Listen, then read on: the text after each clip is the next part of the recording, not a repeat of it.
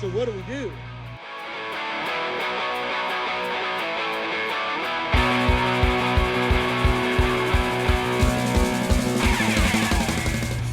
So a lot of times people ask me, what kinds of things do we run into at BTW whenever we're working on old farmhouses?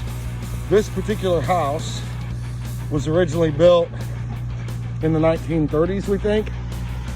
And what the customer wants us to do is they want to add a breezeway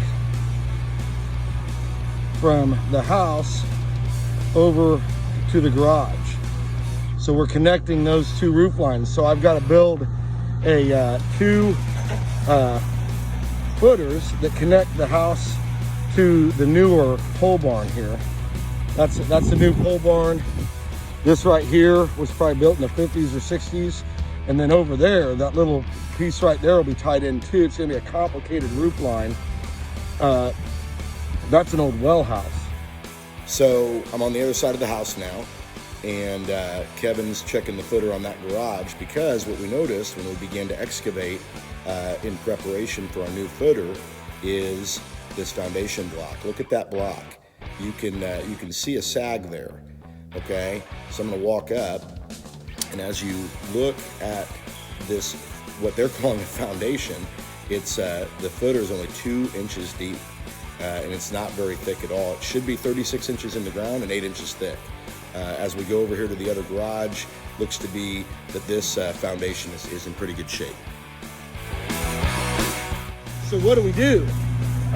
We've got to support from the inside this whole back part of the house. It looks like it was added, that portion I just showed you, back in the 80s or 90s, and they just built it on top of an old patio. What we're going to do now is we're going to inspect the rest of this house. The previous picture was in that far corner there, right there. And so now we're going to inspect the rest of these footers and see how bad this truly is. As we were doing our inspections, we did find some semblance of some brick serving as a pillar, but there was no sill plate, which really ended up helping us, because we jacked up the inside of the house and put a beam in to take all of the weight off of that side of the house while we did our work underneath the existing block. So you can see we found a water line, we're able to protect it, and then those lousy brick pillars that were in there weren't deep enough, and they of course fell apart. So we were able to support those with some jacks in the rest of the areas temporarily, while we very carefully and painstakingly dug out in certain strategic parts, leaving some sod to continue some support while we did our first pour of concrete. Once we had our jacks in and we felt really good, then we were ready for our first pour of concrete. Of course, we did come back and put some forms in, but it didn't matter what it looked like. It was all going to be covered up. And so we did our first pour of concrete in these strategic places so that we could dig out the rest of the sod. And so we first pour, it looked like this. We had several pillars. Then we dug out the other cavities and came back and bridged everything together, so we had a nice solid footer that went all the way down 3 feet. Then we came back and we put our new footer in that'll be serving our walls for the new project. We can now come in and put our sill plates in and take the weight onto the new wall.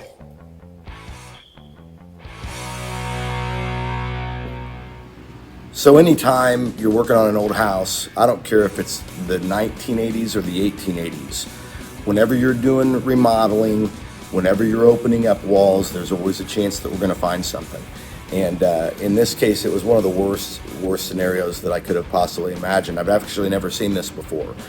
Customer was very thankful that we found it. We brought in the Hendricks County building inspectors to walk through the entire thing with us. We showed them every step of the way how we were going to rectify the situation by putting in temporary jacks and then coming in and putting in concrete pillars and then bridging those concrete pillars. And they were very pleased. And so a couple things to think about as a homeowner. Whenever you're doing any type of remodeling, especially major remodeling that involves an addition, there are going to be certain things that you can't predict. We just don't know. And the older the house, the higher that threshold of problems it's going to create.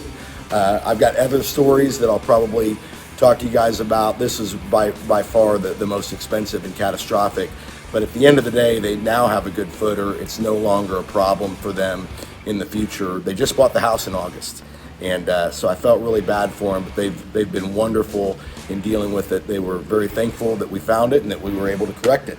And so thanks for watching. And if you guys have any questions, put them in the comments. Love to answer them.